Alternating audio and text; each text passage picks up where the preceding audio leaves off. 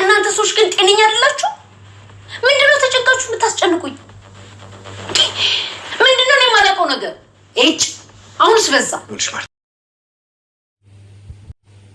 ማርታ ኤባ ልትነግራት እየነበረውን ሚስጥር ሁሉንም ነገር ሳትነግራት ምንም ነገር ሳትነግራት አቶ ደረጀ ይደርሳል። ደረጀ ሲደርስ ምንድነው ብሎ አይኑን ሲያፈጥባት ኤቤም አለመናገሯን ትመርጣለች።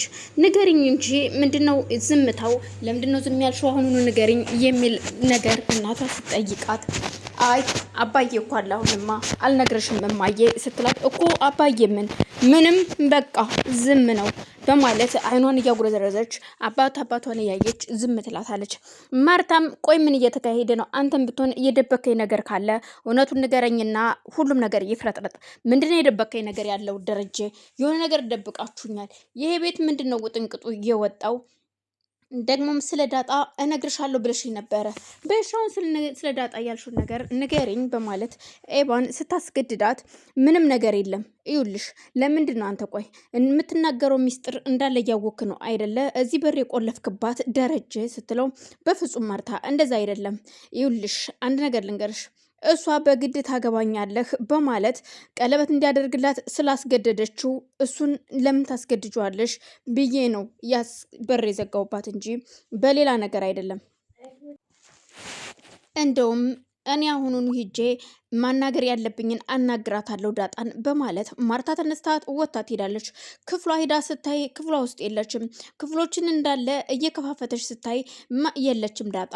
በስከ መጨረሻም ያለችው ድንገት በሩን ከፍታ ስትገባባቸው ማርታ ይደነግጣሉ ሁለቱም።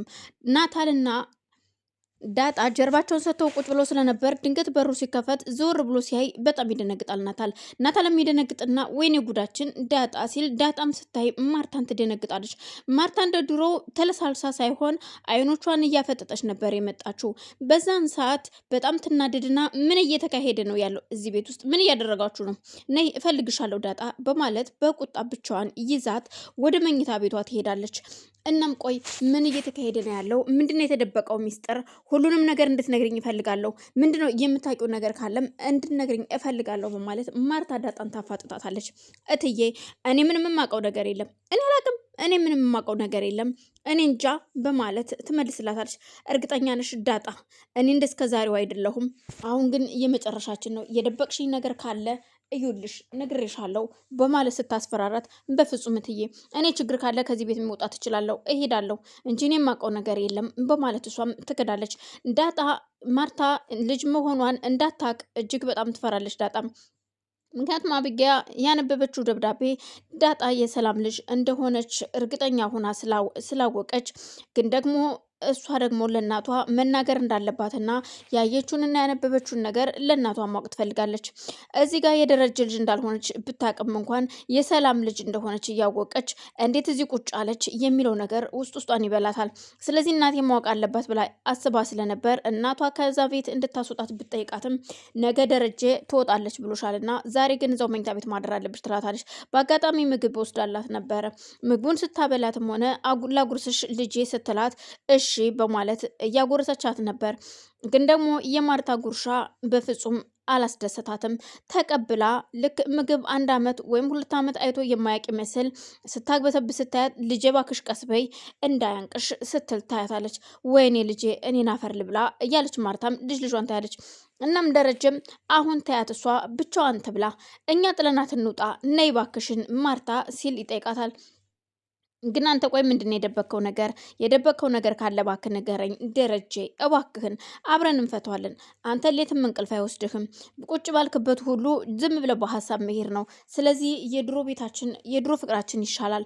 እናም እባክህን በማለት ብትጠይቀውም እንኳን በፍጹም ምንም ችግር የለብኝም እኔ ማርታ ይኸውልሽ ናታልን አስገድዳ ልታገባው አግባኝ የሚል ጥያቄ ስትጠይቀው ነው እንጂ እኔ ምንም የደበኩሽ ነገር የለም፣ እባክሽ ተረጅኝ በማለት ይጠይቃታል። እሷም እሺ በቃ ምንም ነገር እኮ ተደብቆ አይቀርም፣ አንድ ቀን እውነቱ ይወጣል እያለች ማርታም ትታት ትወጣለች። በሩን ቆልፈውባት ከሄዱ በኋላ በአጋጣሚ ውሃ ከጓደኛዋ ጋር ሁና አብጌ አመጭም እንዴ ውጭ ናፍቀሽኛል ስትላት በሩን እንደምንም ብላችሁ ክፈቱልኝ ትላታለች። እነሱም ቢላምጥተው በሩን ለመክፈት ቢታገሉም በሩ እንዲህ በቀላል የሚከፈት አይደለም። በቃ አልተከፈተልንም፣ እናንተ አፈር ብሉ፣ ድሮስ እናንተ ሰው ሆናችሁ በር ልከፍቱልኝ ነው? በሩን ብከፍቱልኝ ዳጣን የማደርጋትን እኔ ያውቃለሁ። ሰላም ሰላም፣ ውድና የተከበራችሁ የዚህ ቻናል ቤተሰቦች እንዴት ናችሁ? ሰላም ናችሁ? ያላችሁ ወይን ያላችሁ መስገን በያላችሁበት ሰላማችሁ ብዛ። ይህንን ቪዲዮ የምትከታተሉ ላይክ፣ ሸር፣ ሰብስክራይብ ያደረጋችሁ እንድታበረታቱኝ በአክብሮት እጠይቃለሁ። አመሰግናለሁ። እናም ናታልም ግራ ተጋብቶ እዛው ዳጣም እኔ ምልህ ናታል አላቅም እትዬ በጣም ተናዳለች። ምን እንደሆነች አላቅም። ምናልባት አብጊያ ነግራት ይሆን አላቅም። አባዬም እዛው ነው ያለው፣ ማርታም እዛው ነው ያለችው ስትለው ወይኔ ጉዳችን፣ እኔ ባክን እኔ ከዚህ ቤት ልሂድ፣ በቃ ልጥፋ፣ እኔ ጨንቆኛል ስትለው አንቺ ቆኛል ለማን ትተሽን ነው የምትሄጂው? እንዴትስ ነው የምትሄጂው? ምን አስበሽ ነው?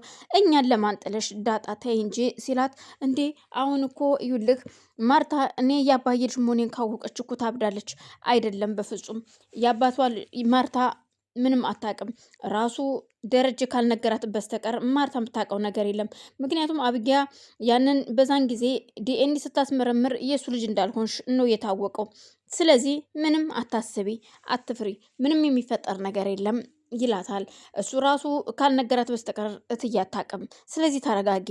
እናም አንቺ ታረጋጊያለሽ፣ አንቺ መላታጭም። እናም እባክሽን ተረጋጊና ቁጭ በይ ይላታል። እሷም እሺ ብላ ተረጋግታ ቁጭ ትላለች። ደረጀ ግራ ተጋብቷል። ቆይ አሁን ለማርታ ብነግራት ልብሴንም አላዘጋጀሁም፣ አሁን ወዴት ነው መሄድ የምችለው በማለት ራሱን ተጨንቆ ልብሴን ሳላዘጋጅ ማርታ ብትሰማ እኮ ከዚህ ቤት ቀጥ ብዬ ነው የምወጣው፣ ትገለኛለች፣ እርግጠኛ ነኝ፣ እኔም እንደማደርግ አላቅም በማለት ራሱን እያጨናነቀ መኝታ ቤት ቁጭ ብሏል። ደረጀን ሳናገርህም እያናገርከኝ አይደለም።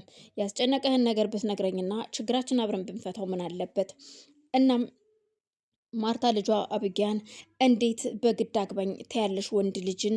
እኔ እኮ እሺ ያልኩሽ አወድሻለሁ አፈቅርሻለሁ ብሎኛል ላግባሽ አለኝ ስትይኝ እንጂ እኮ አስገድደሹ ቀለበት ያደርግልሽ አላልኩሽም።